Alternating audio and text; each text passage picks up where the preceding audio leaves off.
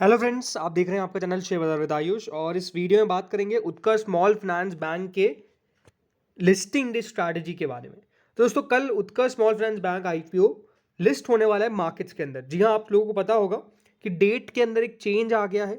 24 के बजाय 21 यानी कल ही मार्केट्स में आपको उधर Utkarsh small finance bank IPO list होता हुआ देखने को मिलेगा।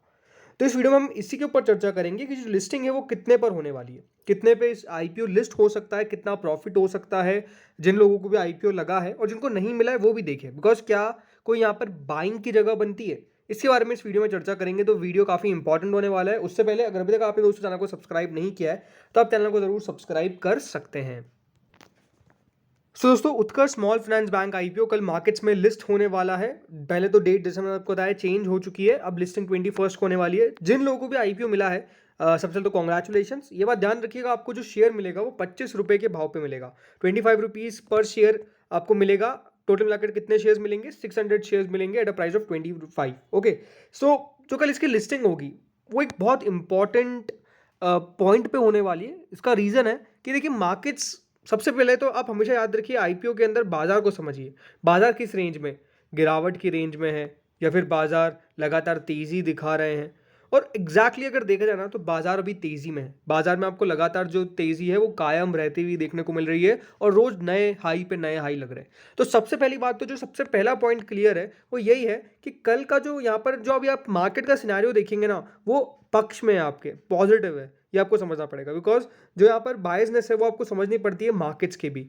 ठीक है, सेकंड बात क्या है, हाल ही में जो भी आईपीओस लिस्ट हुए उन्होंने भी एक पॉजिटिव लिस्टिंग दिखाई है, तो ये भी पॉजिटिव में है। तो अगर ऐसा देखा जाए तो ऐसे कुछ खास नेगेटिव निकलते नहीं है। अब तीसरा जो इंपॉर्टेंट बात आती है वो है ग्रे मार्केट। अब ग्रे मार्केट की अगर बात करें, क्योंकि अभी आप साफ देख सकते हैं ग्रे मार्केट भी बहुत बढ़िया है, राइट। 64-65% कम नहीं होता है, और लगातार अगर आप देखेंगे तो ग्रे मार्केट 15-16 रुपए के आसपास चल रही है, कायम है।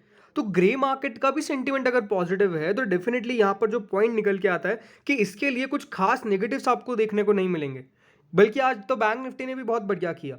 तो ओवरऑल बात बताने वाली यही है कि देखिए, जो बायसनेस है वो काफ़ी पॉजिटिव है। ऐसा नहीं है कि इसके खिलाफ कुछ भी आपको नेगेटिव ऐसा देखने को मिल रहा है कि लिस्टिंग खराब हो जाएगी। ऑलमोस्ट ये मान के चलिए कल यहाँ पर जो लिस्टिंग गेन है वो एटलीस्ट 50% ऊपर होना चाहिए। एटलीस्ट कम से कम तो 50% ऊपर होगा ही। अब उसके ऊपर और भी हो सकता है, वेदर इट्स भी 60 और 70, ये भी हो सकता है, राइट। लेकिन बाजार का अगर अनुमान माने, बाजार का नहीं, इसको ग्रे मार्केट का अनुमान कहेंगे, तो अगर ग्रे मार्केट का अनुमान माने तो जो करंट ट्रेड्स हो रहे हैं ग्रे मार्केट में वो हो रहे हैं एट अ प्राइस ऑफ 16.10। इसका मतलब साफ साफ बात यही है कि ऑलमोस्ट ग्रे मार्केट तो ये समझ के चलता है कि इसकी जो लिस्टिंग है वो कम से कम 16 रुपये 10 पैसे ऊपर होनी चाहिए एट अ प्राइस ऑफ 41.1। सो अब मैं हमेशा याद रखिए, जब भी देखिए लिस्टिंग की बात करता हूं तो हमेशा डबल चेक करने की कोशिश करता हूं कि दो जगह देखता हूं कि कितनी कितनी ग्रे मार्केट है। तो अगर सेकंड साइड पर मैं देखता हूं तो दूसरी जगह आप साफ साफ नोटिस कर सकते हैं अभी भी कि 16 रुपए अभी यहां पर भी ग्रे मार्केट चल रही है। सो अच्छी बात क्या है कि ग्रे मार्केट एक्चुअली 16 रुपीज़ के आसपास हर जगह देखने को मिल रही है। क्योंकि याद रखिए, ग्रे मार्केट का कोई पर्टिकुलर ऐसा इलाका नहीं है कि हाँ जैसे कि मान लीजिए सिर्फ बॉम्बे में ही होगा।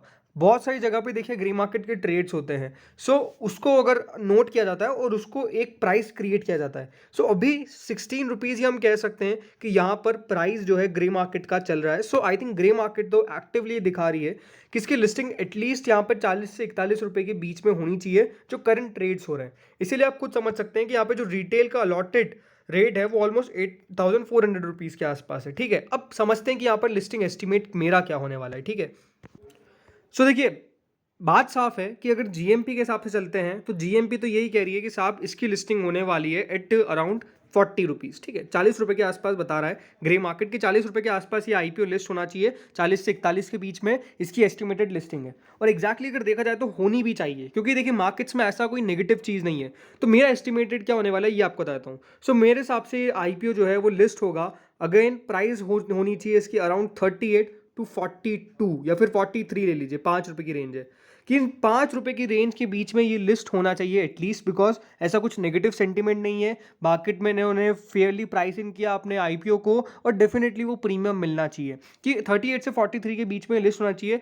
अगर ये 38 के नीचे लिस्ट होता है, लेट सपोज कि 38 के नीचे लिस्ट हुआ, तो 38 के नीचे लिस्टिंग इसकी खराब लिस्टिंग मानी जाएगी। रीजन सिंपल है, बिकॉज यहाँ पे ऐसा कोई नेगेटिव था नहीं, लेकिन वो नीचे लिस्ट हो गया। अब देखिए आईपीओज है तो लिस्ट हो सकते हैं ऊपर नीचे, लेकिन उसके बाद इंपॉर्टेंट बात निकल के ये आती है कि आपका व्यू क्या है। बिकॉज अगर आपका व्यू देखिए सिर्फ लिस्टिंग इन का था तो आपको निकल जाना चाहिए, लेकिन अगर आपका व्यू नहीं लिस्टिंग इनका नहीं है, थोड़ा सा लॉन्गर टर्म का है, तो ऐसी भी कंपनी नहीं है जिसको आप लंबी अवधि तक नहीं रख सकते हैं। देखिए स्मॉल फाइनेंस बैंक की अगर मैं बात करता हूं तो स्मॉल फाइनेंस बैंक के अंदर ये पॉसिबिलिटी है कि वो दोस्तों आगे चल के काफ़ी ग्रोथ दिखा सकता है, राइट, और अच्छा खासा बन सकता है बड़ा। तो आई थिंक ये कैपेसिटी रखता ज़रूर है। लेकिन हाँ, लिस्टिंग की अगर बात कर रहे हैं तो लिस्टिंग में क्लियर यही है कि इसकी लिस्टिंग 38 से 43 रुपीज़ के बीच में होनी चाहिए। यानी जो आपको प्रॉफिट का परसेंटेज भी निकल के आता है, या फिर अगर प्रॉफिट का एग्जैक्ट अमाउंट ही आपको मैं बता देता हूँ कि इसका जो प्रॉफिट का एग्जैक्ट अमाउंट बैठता है वो यही है कि कम से कम आपको 7,800 रुपये का मुनाफा होना चाहिए। कितना?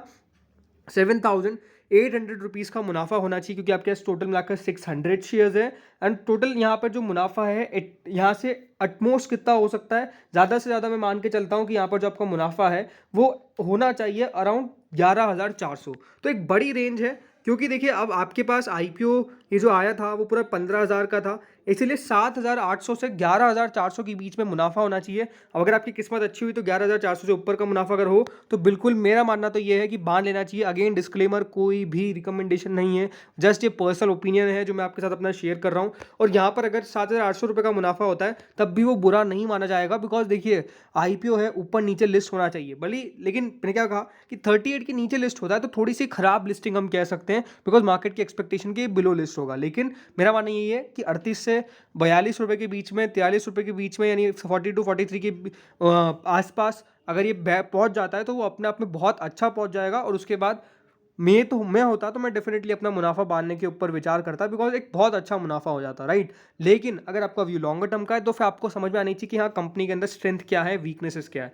बाकी जिन्होंने सिर्फ लिस्टिंग पर्पस के लिए लगाया था उनके लिए तो डेफिनेटली लेवल्स जो आ जाएंगे वो काफ़ी बढ़िया रहेंगे प्रॉफिट बुक करने के लिए। अब वो लोग क्या करें जिनको अलॉटमेंट नहीं मिला? देखिए बात साफ है कि अगर इसकी लिस्टिंग 35 रुपये के कहीं नीचे होती है तो बाइंग के बारे में विचार किया जा सकता है, बट अगर उसके ऊपर लिस्ट होता है तो वेट एंड वॉच करेंगे। नंबर्स देखिए अब बहुत जल्द इन कंपनीज के आना चालू होंगे, राइट, क्योंकि अब Q1 का माहौल चालू हो चुका है। तो जैसे Q1 के नंबर्स निकल के आएंगे उसके बाद डेफिनेटली विचार कर सकते हैं कि हाँ किस तरफ कंपनी जा रही है। अगर नंबर्स वीक आए तो फिर अपने आप में देखिए कोई भी मतलब नहीं है, लेकिन पॉजिटिव है और अगर लेवल सही हुए तो डेफिनेटली बाइंग के बारे में विचार कर सकता है। अगर ये 35 रुपये के ऊपर खुलता है उसकी बात है, अगर 35 के नीचे खुलता है तो अपने अपने हिसाब से आप बाइंग कर सकते हैं। अगेन कोई वापस से बोल रहा हूँ कोई रिकमेंडेशन नहीं है, बट स्टिल मुझे लगता है कि वो उन लेवल्स पर अच्छा दिख सकता है, तो आप अपनी कैलकुलेशन के हिसाब से बाइंग कर सकते हैं, ये आपको मैं कह रहा हूँ। तो इस वीडियो में तो इतना ही था, होपफुली आपको वीडियो बढ़िया लगा होगा। आपका क्या व्यू है ये भी मुझे कमेंट सेक्शन में ज़रूर बताइए कि आपको क्या लगता है कि ये कितने पर लिस्ट होना चाहिए, ये कमेंट सेक्शन में ज़रूर बताइएगा। होपफुली आपको मेरा व्यू सही लगा होगा। Thank you friends for watching this video.